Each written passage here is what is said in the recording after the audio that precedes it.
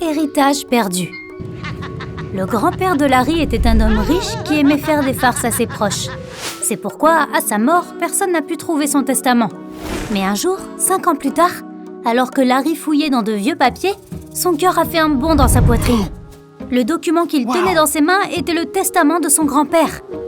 On pouvait y lire « J'ai caché tout mon argent et mes autres objets de valeur à 14 heures précises sous mon cerisier préféré, là où son ombre s'arrête. Celui qui le déterrera sera mon héritier. » Larry était aux anges, il allait devenir riche. Il s'est rendu à la villa de son grand-père et a trouvé le fameux cerisier. Il a attendu environ 1 heure jusqu'à ce que 14 heures sonnent et il s'est mis à creuser. Mais malgré tous ses efforts, il n'a rien trouvé. Confus et déçu, il a dû rentrer chez lui. Pourquoi n'a-t-il rien trouvé ?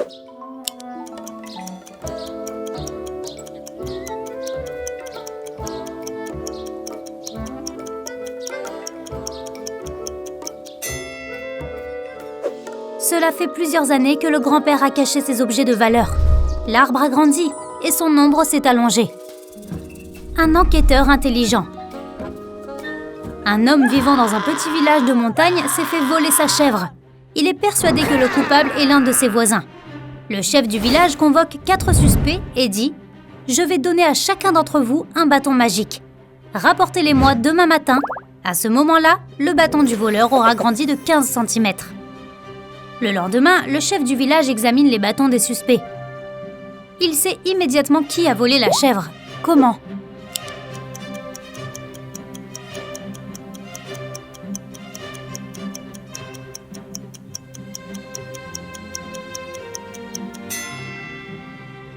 Le bâton du voleur est plus court de 15 cm que celui des autres. Il l'a coupé, s'attendant à ce qu'il s'allonge pendant la nuit. Prise de conscience. 3 amis se sont endormis sous un arbre à la campagne. Pendant qu'ils se reposaient, un garçon leur a peint des moustaches sur le visage. Une fois les hommes réveillés, ils se mettent à rire. Mais tout d'un coup, ils s'arrêtent net. Pourquoi ?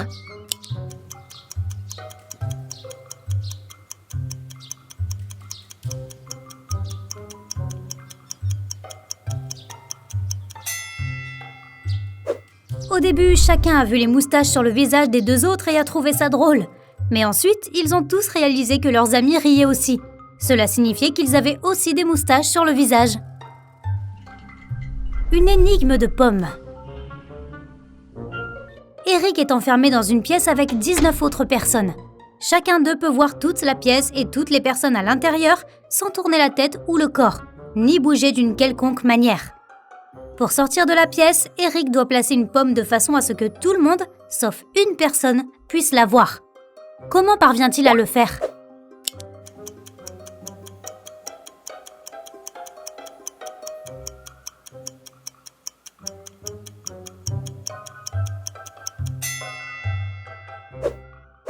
Il met la pomme sur la tête d'une personne. Un choix étrange. Chaque jour, Marc se rend à la gare à vélo pour aller au collège. Il y a 2 arrêts près de chez lui. L'un à 1 km de chez lui, l'autre à 2 km dans la direction opposée. Le matin, il monte toujours dans le train au premier arrêt. Et l'après-midi, il descend au 2e. Pourquoi ?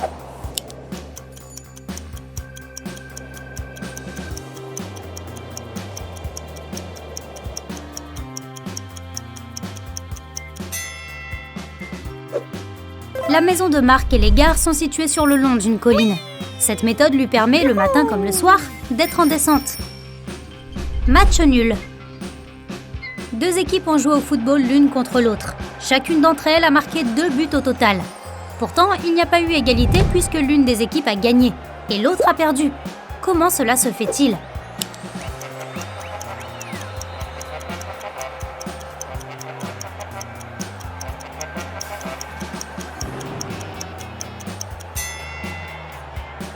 L'une des équipes a marqué contre son camp. Voyage dans le temps. Un inventeur a créé une machine à voyager dans le temps. Il a emporté suffisamment de nourriture, d'eau et d'autres produits de première nécessité. Et il est maintenant prêt à tester son invention. Il règle la minuterie pour remonter 500 ans dans le passé. L'homme est sur le point d'appuyer sur le bouton Start lorsqu'une pensée lui vient à l'esprit. Il se tape le front, prend la machine à remonter le temps ainsi que ses fournitures et descend au rez-de-chaussée. Pourquoi ?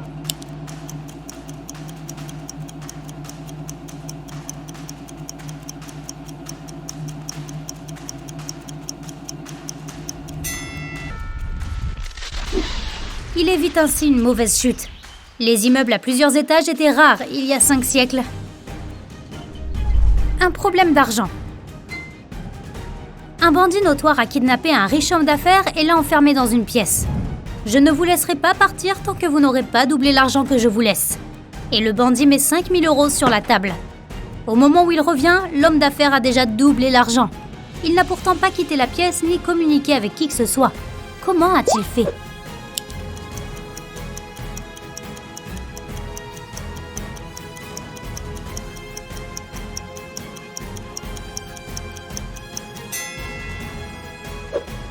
Il a mis l'argent devant un miroir. Souhait exaucé. Un jour, Amanda se promène sur la plage et trouve une bouteille en verre. Elle a l'air ancienne et la jeune femme doit faire beaucoup d'efforts pour l'ouvrir. À son grand étonnement, un génie jaillit de la bouteille. « Je t'accorde 3 vœux, mais il y a une condition. Tu ne peux pas faire le vœu d'avoir plus de vœux. » Amanda accepte et réussit quand même à obtenir plus de vœux. Comment a-t-elle fait ?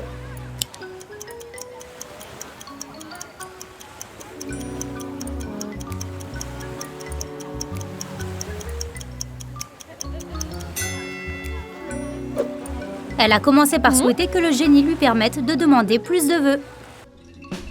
Une réaction étrange. 2 Anglaises veulent perdre du poids. Elles vont à la salle de sport, mangent sainement et boivent beaucoup d'eau. En 2 semaines, elles perdent chacune 10 livres. Mais l'une est heureuse et l'autre est contrariée. Pourquoi ?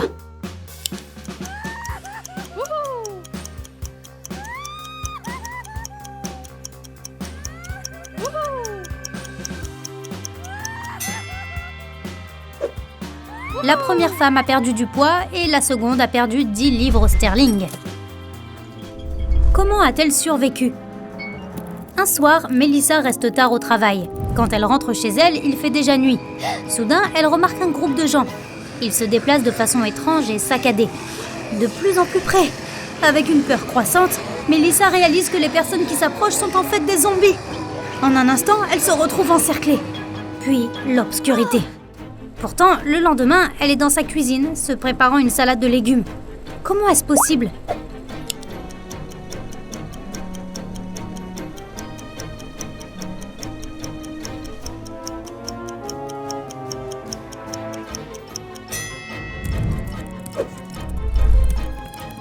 Regarde la date ! C'était Halloween la veille, et les zombies n'étaient que des gens très bien déguisés.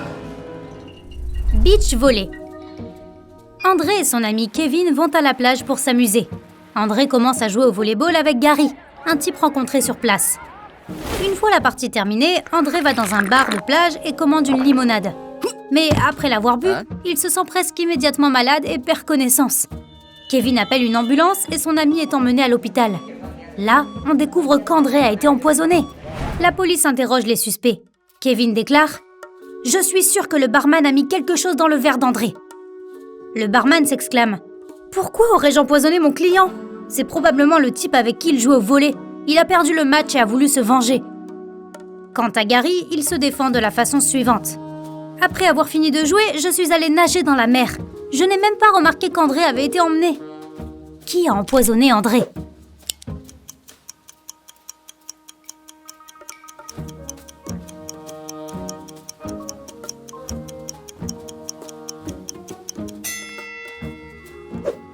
C'est le barman. Il a menti sur le fait que Gary avait perdu le match afin de le faire passer pour coupable.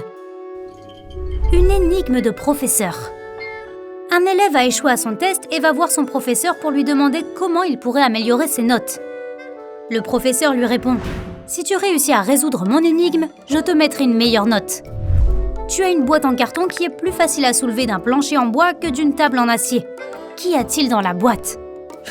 L'élève réfléchit un moment et répond correctement. Quelle a été sa réponse ?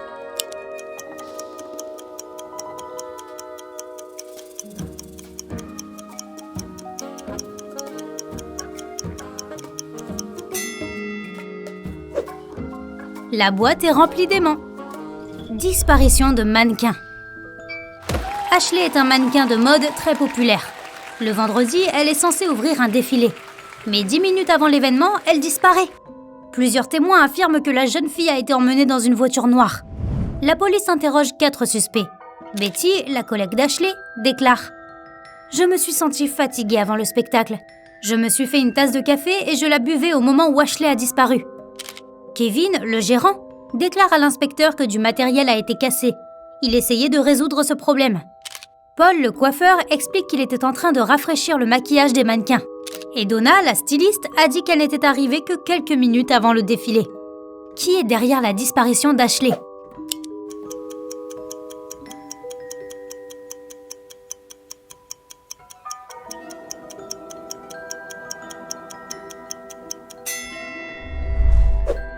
C'est Paul. C'est un coiffeur, donc il n'est pas censé s'occuper du maquillage. De plus, il n'y a pas de produit de beauté à son poste. Camouflage. Un criminel redouté réussit à échapper à la police. Il trouve un emploi dans un riche manoir. Quand les inspecteurs arrivent, ils découvrent que 3 hommes ont été engagés récemment. Ils les interrogent tour à tour. Michael, le cuisinier, dit à la police qu'il travaillait dans un restaurant auparavant. Mais le restaurant a fait faillite et il a trouvé un nouveau travail. Jean, le jardinier, répond qu'il a toujours été intéressé par les plantes. Après avoir suivi des cours de jardinage, il a décroché ce travail. Robert, l'agent de sécurité, déclare que son père est l'ami du propriétaire de la maison. Il l'a aidé à obtenir son poste. Qui est le criminel ?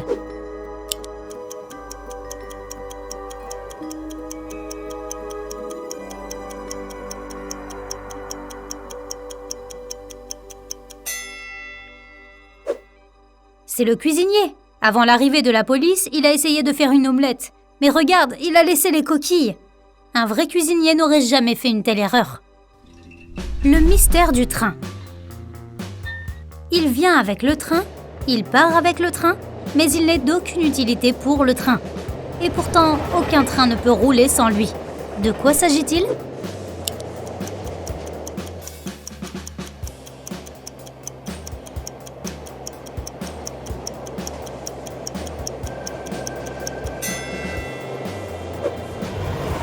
Le bruit.